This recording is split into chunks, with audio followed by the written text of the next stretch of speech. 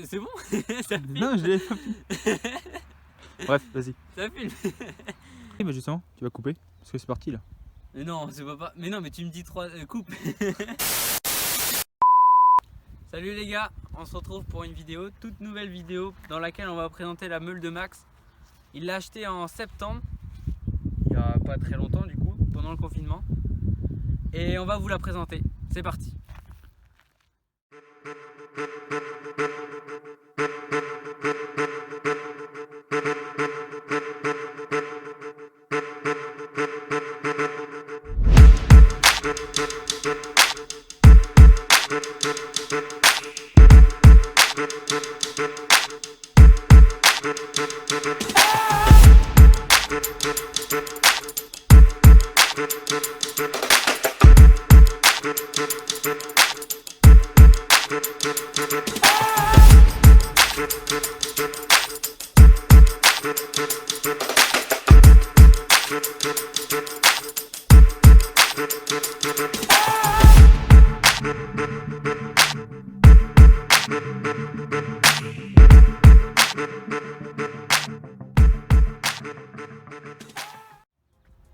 Alors, Max va nous expliquer pourquoi il a acheté cette moto, combien et sur quel site.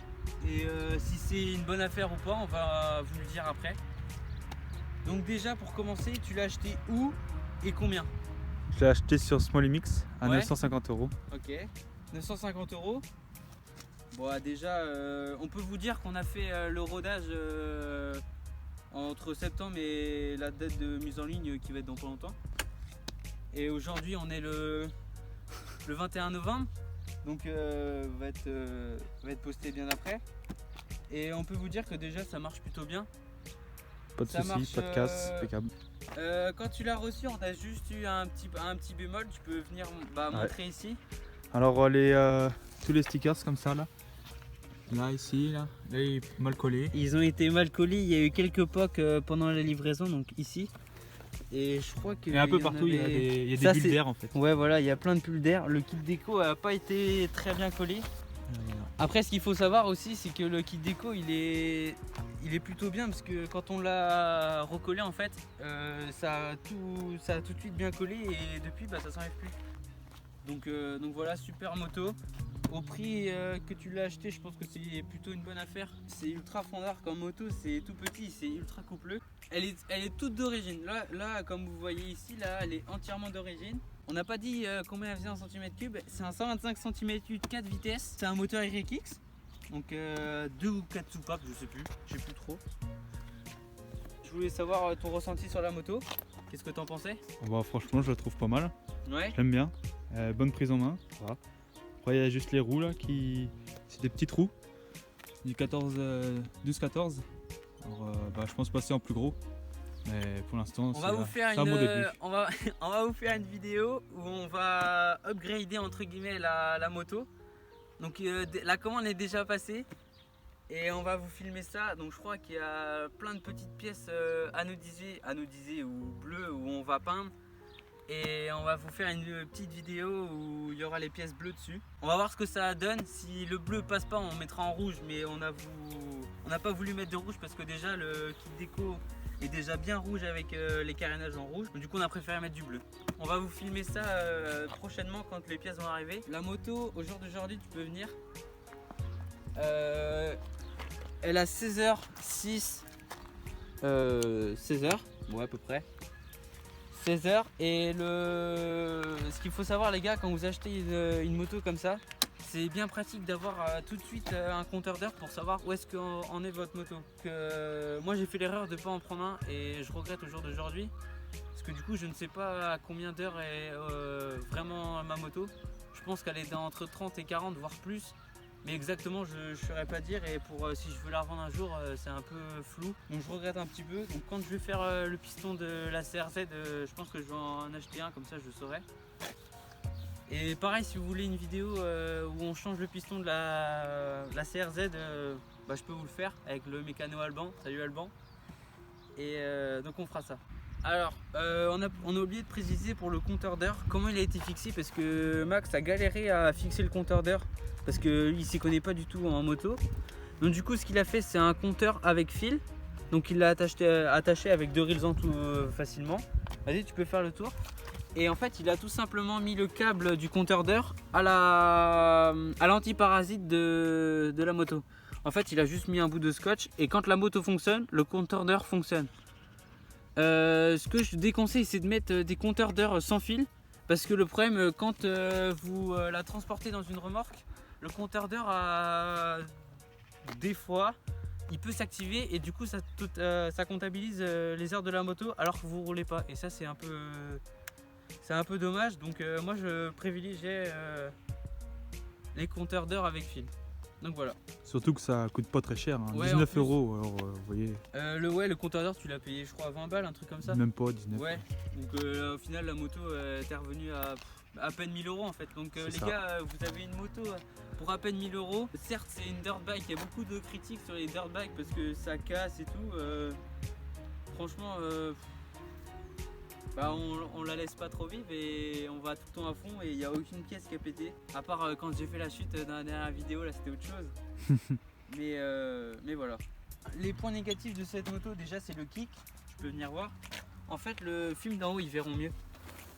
En fait le kick il est coudé. Normalement le kick il est censé entre guillemets censé être droit. Et là il est un peu courbé, ce qui fait que quand on met notre pied, et du coup le kick on le sent vachement. Et avec la botte, quand on roule en botte, du coup on est bientôt par là et il reste plus trop de place sur le cale-pied. Le deuxième point négatif c'est que la suspension arrière était beaucoup trop dure. Ce qui fait que pour prendre des sauts tu atterrissais trop raide, du coup on l'a dégonflé un peu. Sinon après le reste tout va bien, tout fonctionne bien. C'est une bonne moto pour moi et pour le prix que tu l'as acheté, je pense que c'est une bonne affaire. Alors du coup on a dit pour les points négatifs pour ma part. Est-ce que tu peux nous dire quel point négatif que tu as relevé sur la moto pendant que tu as roulé ou alors pendant que tu as démonté la moto? Bah ouais, à l'entretien, moi j'ai un petit point négatif. C'est comment le filtre à air, là c'est un filtre à air d'origine d'ailleurs. Et il y a du mal à... Ah oui à ouais, l'accès. c'est un cornet. C'est ça. Ouais donc ça pas très... Alors on est obligé d'aller de l'autre côté. Et assez compliqué Viens de l'autre côté. à l'avoir, je trouve. Donc ouais c'est un cornet et c'est pas un filtre à air en mousse. Parce que comme je pensais à ça, sur la moto à Eloane, le filtre à air il est plus sur le côté, du coup plus facilement accessible, quoi. Alors pour les autres points négatifs on a complètement oublié, mais on trouve que on ressent tous les deux en fait que la moto est super lourde pour cette petite taille. Donc elle fait quand même 75 kg et on trouve que le poids en fait il est tout à l'avant de la moto, même quand on la porte pour mettre sur un lève moto qui a pas de... Qui est pas adapté. Ouais, qui est pas adapté dessus. Mais on trouve que le poids est tout à l'avant et ça c'est un peu chiant. Même quand on prend des sauts par exemple sur le circuit là-bas, c'est un peu compliqué.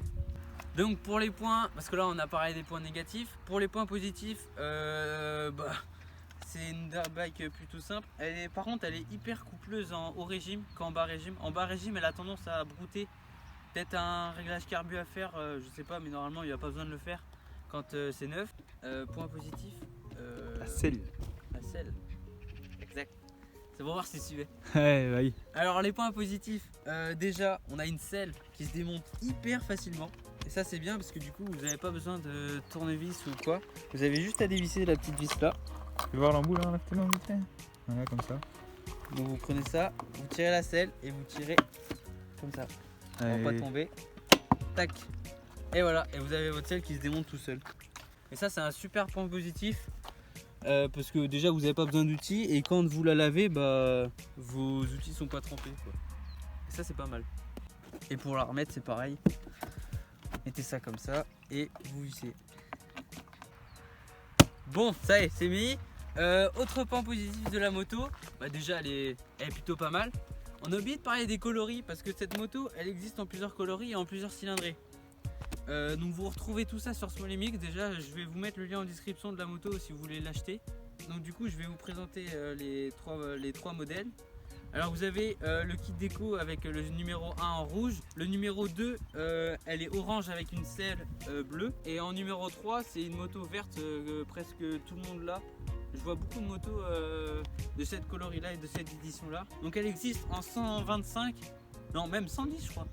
110 ? Non, elle existe 125, 140 et 150. Ouais, c'est ça, 140. Donc voilà les 3 modèles. Et donc toi, t'as préféré rouge. Ouais, je la trouvais c'est pas ça. mal, ouais. Elle était plus jolie à ton goût. Après, c'est les goûts et les couleurs, ça on peut pas nier à ça. Alors maintenant, on va parler entretien de la moto. Donc, ce qu'il faut savoir pour l'entretenir, il y a le graissage de la chaîne obligatoirement à chaque sortie pour une durée de vie du kit chain beaucoup plus longtemps. Ça vous évitera de payer un kit chain toutes les semaines. Il y aura la vidange à faire entre 5 et 10 heures suivant comment vous roulez. Et le piston entre 30 et 40 heures, moi je dirais. En fonction de comment vous roulez. Si vous roulez tout le temps plein gaz, ça sera entre 20 et 30 plutôt.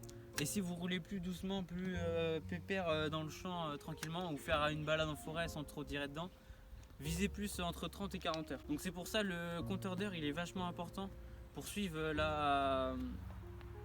Comment on peut appeler ça? La vie. Durée de vie de la moto. Ouais, la durée de vie. La Ouais. vie de la moto. Donc voilà, donc le compteur c'est vachement important. Pour le graissage de la chaîne, tu peux venir voir déjà comment pour montrer. Donc pour la chaîne, bon là elle est hyper tendue comme vous voyez. C'est parce que c'est normal déjà, il n'y a pas le poids dessus et quand vous êtes sur la moto, il faut savoir que la chaîne se détend en fait tout simplement. Putain j'ai les doigts. Et j'en vois beaucoup en fait qui graissent la chaîne par dessus. Il faut surtout pas la graisser dessus parce qu'en fait si vous graissez par dessus, la moto elle roule dans la tourne elle roule dans ce sens là. Ce qui fait que si vous mettez la chaîne ici en fait quand elle va redescendre, la graisse de chaîne va s'évacuer ici. Alors du coup ça va pas graisser du tout votre couronne ni pignon. Il faut la graisser ici, tu peux t'approcher. Le top ça serait de la graisser ici là, dans ce trou là. Et vous visez, si vous avez une graisse à la main, vous faites ça à la main. Sinon vous graissez ça avec, ça existe des petites bonbonnes, des bonbonnes en fait de graisse comme du WD-40 en fait.